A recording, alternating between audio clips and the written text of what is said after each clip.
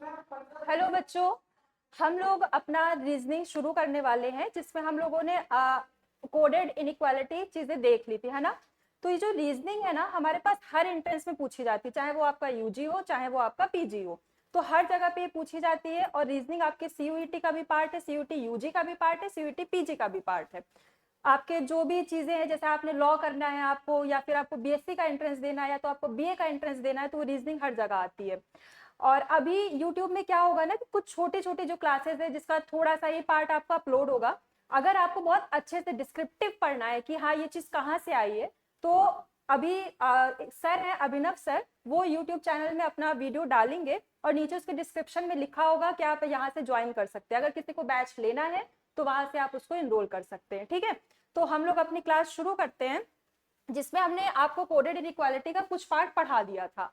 आज हम लोग क्या करते हैं कि कुछ हमारे पास रह गया है, उसको शुरू करेंगे और देखेंगे कि हमको क्या क्या उसमें करना है। देखिए, सबसे पहले हमने आपको कोडेड इनइक्वालिटी जब पढ़ाई थी तो उसमें हमने देखा था ना कि कुछ पार्ट ग्रेटर देन होता है, कुछ पार्ट लेस देन होता है। तो उसमें हमारे पास क्या होता है कि हमने आपको एक ट्रिक बताया था याद करने की। कोडेड इनइक्वालिटी थोड़ा सा टफ पार्ट है, तो उसको हमने आपको एक करने का तरीका बताया था ना। तो आज हम क्या करेंगे कि उसी के आगे ही कंटिन्यू करेंगे। तो चलिए हम लोग शुरू करते हैं।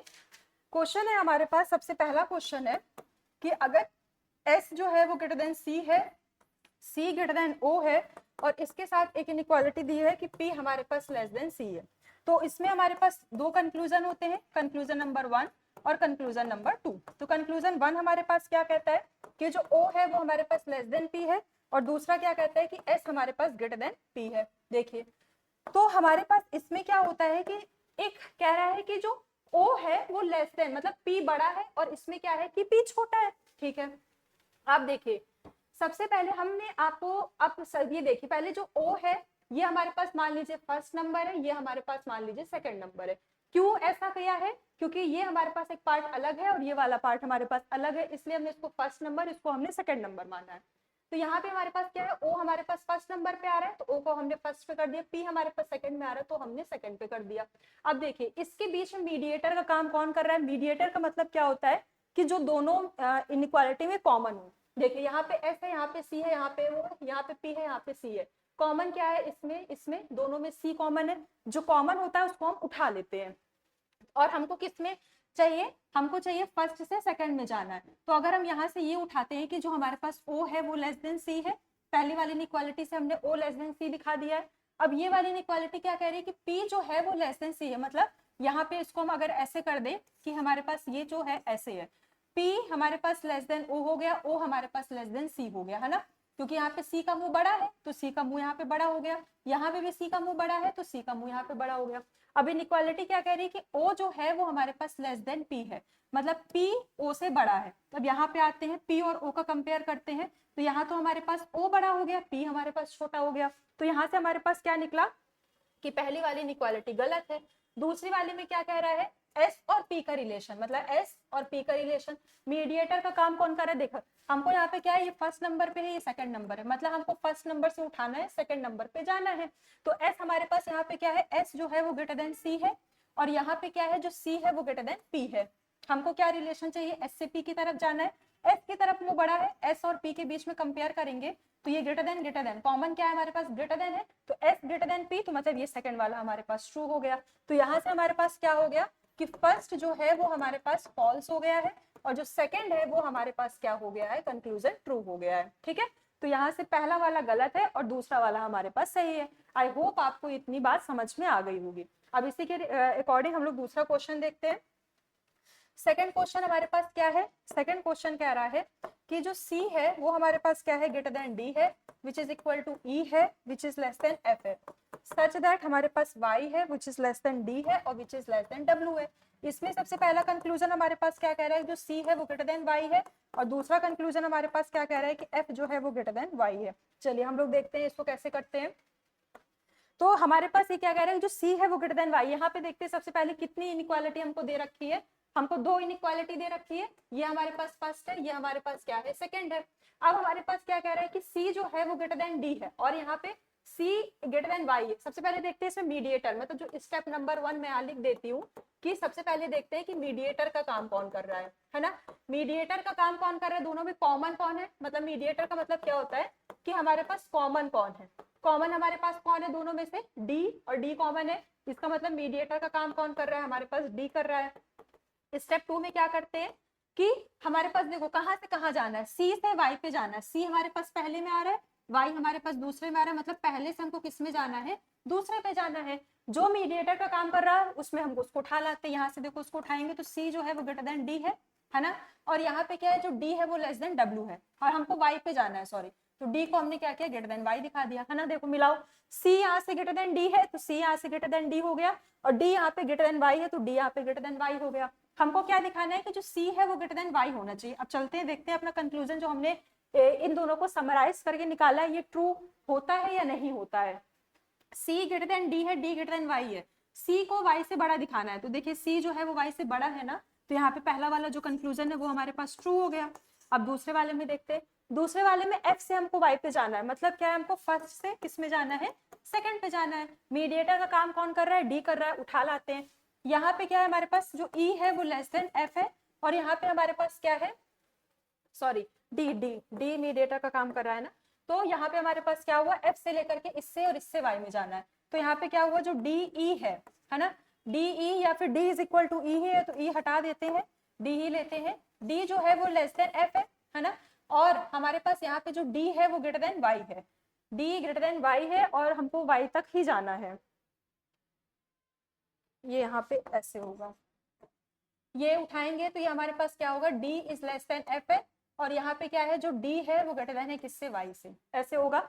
d मीडिएटर का काम कर रहा है, d यहाँ पे बड़ा है y से, तो d हमारे पास यहाँ बड़ा है y से, d यहाँ पे f से बड़ा है, d यहाँ पे f से बड़ा है। हमको कहाँ से पहुंचना है, f से y की तरफ पहुंचना है, तो अब f से y की तरफ, इसको हम ऐसे भी लिख सकते हैं ना, f जो है वो ग्रेटर देन d है, और d जो है वो ग्रेटर देन y है। इसको हम लोग इसको बदल दिए, इनइक्वालिटी बदल सकते हैं ना, तो हमने क्या किया, इसको बदल दिया। अब क्या कह रहा है, f से y की तरफ जाना है, f से y की तरफ जाना है, तो f तो ऑब्वियस सी बात है ना, बड़ा है y से, तो यहाँ पे हमारे पास जो दूसरा वाला है वो भी हमारे पास क्या हो गया, ट्रू हो गया। आई होप आपको इतनी कहानी समझ में आ गई होगी कि कैसे हमारे पास ट्रू हुआ है दोनों स्टेटमेंट। ठीक है, उसमें क्या था, केवल फर्स्ट होल्ड कर रहा था, सेकंड वाला नहीं, सॉरी, फर्स्ट होल्ड नहीं कर रहा था, सेकंड ट्रू था, इसमें हमारे पास दोनों ट्रू है। ठीक है, इसी के रिगार्डिंग एक और क्वेश्चन देख लेते हैं, चलिए लिखिए। नेक्स्ट क्वेश्चन हमारे पास क्या है कि r is equal to s is equal to t है, जहां पे which is greater than u है, which is greater than x है, t is less than v is less than w है। तो पहला वाला कंक्लूजन हमारे पास क्या कहता है कि r जो है वो ग्रेटर देन x होना चाहिए, दूसरा वाला क्या कहता है कि x is less than w होना चाहिए। चलिए देखते हैं कि इसमें हमारे पास कौन सा स्टेटमेंट ट्रू होता है।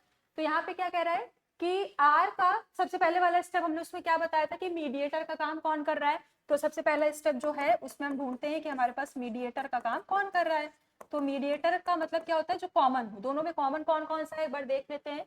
दोनों में कॉमन हमारे पास क्या है, टी है, तो दोनों में कॉमन हमारे पास टी हो गए, उसको हमने क्या किया, बक्से में बंद कर लिया, टी हमने यहाँ साइड कर लिया। अब देखिए, अब हमको r से लेके x पे जाना है, तो ये तो पहला वाला स्टेटमेंट है ना, पहले वाले में ही हमको देखना है कि r और x का क्या रिलेशन है।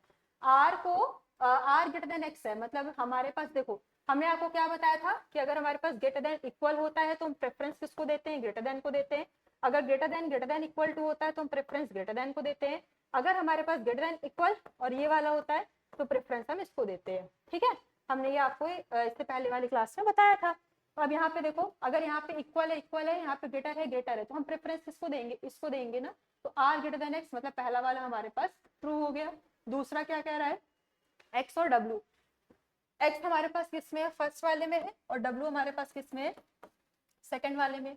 मीडिएटर का काम कौन कर रहा है, t कर रहा है, तो चलिए उठा लेते हैं। यहाँ पे क्या है, जो t है वो ग्रेटर देन हमारे पास x है, और हमको यहाँ पे w का चाहिए, तो यहाँ पे जो w है वो हमारे पास बड़ा है और t छोटा है ना, तो ये ऐसे करके है ना। देखिए इसको होल्ड करवाते हैं, x को हमको w तक पहुंचना है, ये हमारे पास x हो गया है, ये हमारे पास w हो गया, w की तरफ मुंह खुला हुआ है तो w की तरफ मुंह खुला हुआ है, ये t हो गया, ये t हो गया, ग्रेटर देन x है तो मतलब ये वाला x हो गया। अब x लेस देन w कह रहा है, इसको हम पलट के ऐसे लिख सकते हैं, s is less then t is less than w, कोई दिक्कत नहीं है, वही सेम चीज, वही सेम स्टेटमेंट है। x को w की तरफ दिखाना है, तो यहाँ पे x और w दोनों के बीच में क्या है, लेस देन, तो यही वाला फॉलो करेगा, तो हमारे पास सेकंड भी क्या हो जाएगा, ट्रू हो जाएगा। तो यहाँ से क्या कंक्लूजन निकला कि यहाँ पे फर्स्ट भी ट्रू है, सेकंड भी ट्रू है। तो आई होप आपको इतनी कहानी समझ में आ गई होगी कि हमारे पास एक कोडेड इनइक्वालिटी, इसको हम कैसे सॉल्व करते हैं। ठीक है, एक और क्वेश्चन देखते हैं, हमारे पास थोड़ा स्टेटमेंट वाइज है, उसको कैसे करते हैं लिखिए। क्वेश्चन है हमारे पास कि अगर ए कॉपीराइट बी का मतलब क्या होता है कि A is greater than B है। इसका मतलब ये है अगर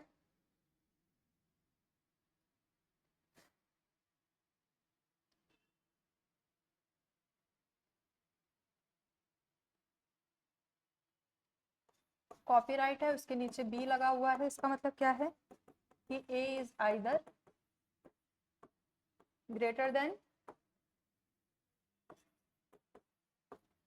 और इक्वल टू बी है।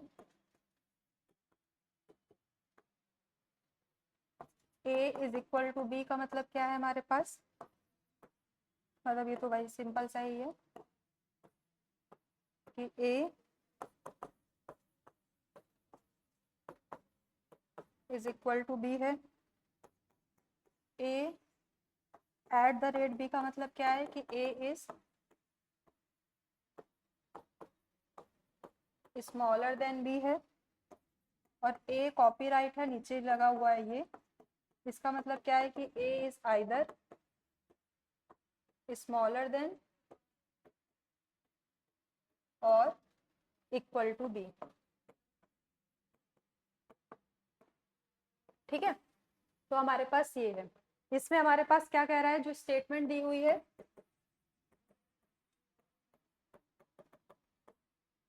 स्टेटमेंट इसमें हमको क्या दी हुई है कि जो Q है वो at the rate R, R at the rate M और एम कॉपीराइट डी।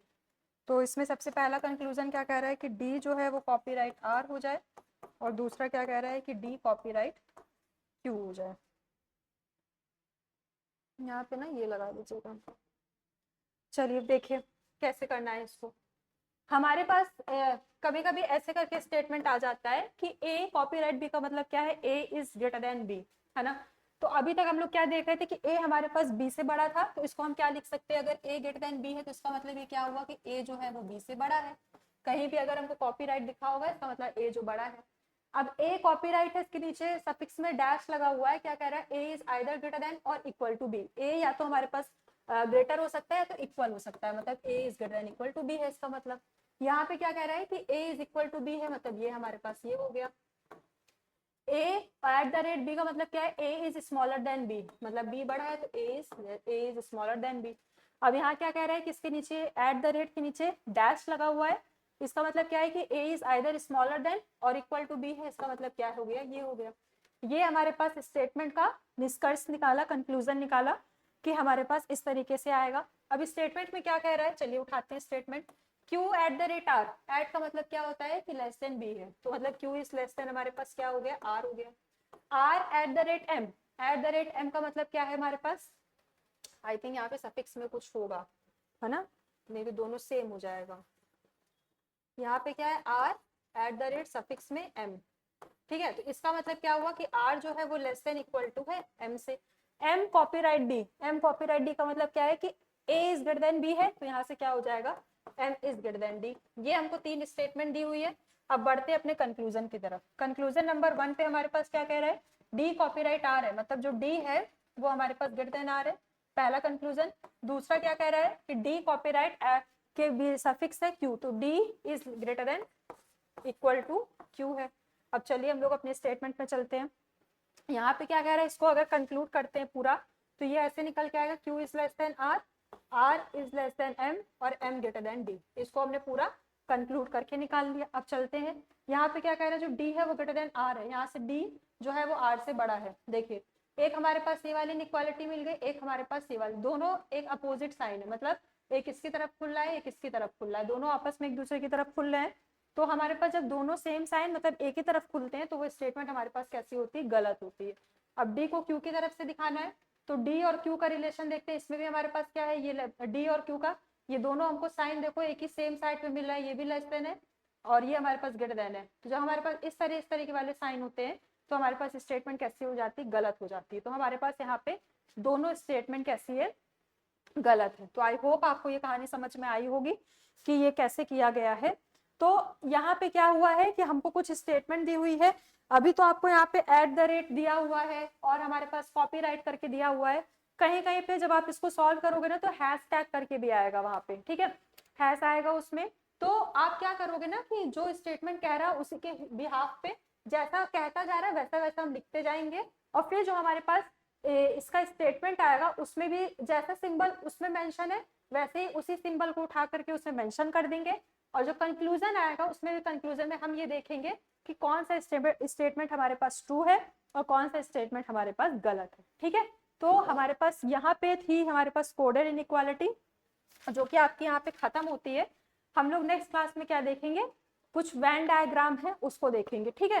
तो यहाँ पे आपका रीजनिंग का 1-2-3 क्लासेस हो चुकी है जिसमें आपकी एनालॉजी करवा दी गई है और नंबरिंग वाले जो अल्फाबेटिकल वाली नंबरिंग होती है उसको करवा दिया गया है, और आज आपकी कोडेड इनइक्वालिटी करवा दी गई है, ठीक है। तो हम लोग अपने नेक्स्ट क्लास में क्या देखेंगे, वेन डायग्राम देखेंगे। तो आपको अगर क्लासेस समझ में आ रही हो तो आप क्लासेस परचेज कर सकते हो, या फिर आपको यूट्यूब में फ्री क्लासेस जो मिल रही है आप उससे भी कर सकते हो, ठीक है। तो चलिए तब तक के लिए आप लोग अपना ध्यान रखें और पढ़ते रहिए।